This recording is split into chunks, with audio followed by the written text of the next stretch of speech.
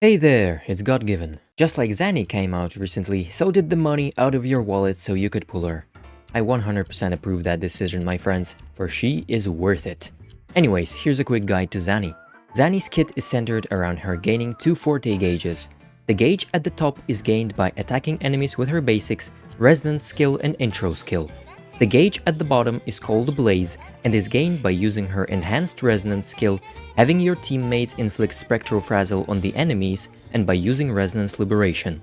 Now let's get into the details. Zani has a basic attack chain consisting of 4 attacks. If you wait a bit after the third one and let Zani chill out on the chair, then you can add an extra attack in the chain. Upon using resonance skill, Zani enters a block stance, which can hold up to a few seconds. Once Zani's top Forte gauge is full, her usual resonance skill transforms into a version that deals more damage and gives her 20% spectral frazzle damage amplification for 14 seconds. This attack's animation is pretty long, so you can swap off to another character while Zani performs this attack to build some concerto energy or dish out some damage with your teammates. If Zani is hit while casting either of the skill versions, she will not take any damage, counterattack the enemy, and briefly stun them and deal a bit of toughness bar damage. Zani's bottom Forte gauge can hold up to 100 Blaze.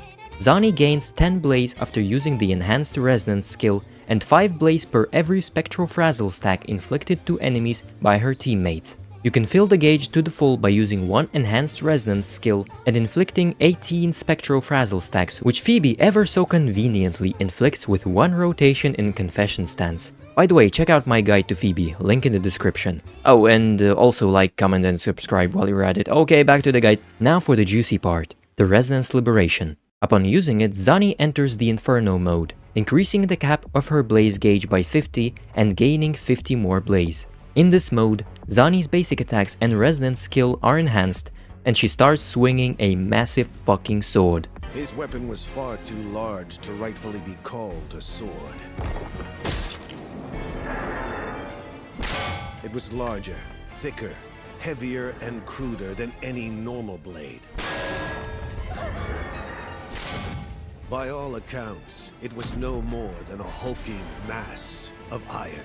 Each attack in Inferno mode will consume Blaze stacks, 10 for the first, 20 for the second, and up to 40 for the third attack of the chain. The third attack is called Nightfall and deals extra damage for each Blaze consumed up to 40 points of Blaze. Using Resonance skill in Inferno mode also makes Zani enter a block stance. After tapping the skill, Zani will perform the first attack of the chain. After countering an enemy with the skill or after dodging, Zani will continue with the second attack. After holding the skill to the end without getting hit, Zani will continue with Nightfall. All of the aforementioned attacks are available to Zani if she has more than 30 Blaze. If she has 30 or less Blaze, or 8 seconds have passed since using ultimate, Zani can use the ult again to perform a huge nuke attack, which also ends the Inferno mode state. Zani's outro deals damage to the enemy. The more stacks of spectral frazzle the enemy had inflicted on them, the more damage the outro will deal. Zani's first passive gives her 12% spectral damage after casting the intro skill. That's it for the important parts of Zani's kit. There are still a lot of little caveats that I could include, but then this video would be much longer, and I want to keep it as short as possible. When leveling up talents, prioritize the Forte circuit first, then Resonance Liberation and the Resonance skill, basics and intro being the last priority. Let's get into rotations. The main rotation for Zani is skill into basic, swap to your teammates to do their rotations, intro to Zani, echo skill, enhanced skill, resonance liberation, do 2 full basic attack chain combos. You can quick swap to teammates while doing the Nightfall attack if you want to, ult once you're done with the combos, then repeat the rotation. This rotation is best used with Phoebe as Zani's teammate, as only she can inflict enough spectral frazzle stacks to max out Zani's Blaze in just 1 rotation. For those of you without Phoebe using Spectral Rover, you'll have to switch it up a little in the ultimate state. Instead of using 2 basic attack chain combos, you'll need to hold skill into Nightfall, then do 1 basic attack combo. Using Spectral Rover will also mean you'll have to incorporate a bit of quick swapping to efficiently gain Forte gauge on Rover. Also, in reality, you'll need to use the Resonance skill in ultimate form to parry enemy attacks or dodge them instead, so you'll rarely be able to do full basic attack combos non-stop, unless the enemy has their posture broken and is chilling out on the ground. Let's quickly go over the build. For the weapons, Zani's signature is the best option. Then comes Rochia's signature, after that, Zhang Liao's signature is in third place. Then come the standard 5-star gauntlets, the Battle Pass gauntlets and the other 4-star gauntlets with attack percent main stat. For the echoes, Eternal Radiance is hands down the best option. Even though Zani doesn't inflict Spectral Frazzle stacks on her own, she does transform them into Ember stacks, and that counts for the 5-piece buff requirements. If for any reason you cannot use Eternal Radiance, go for Celestial Light instead.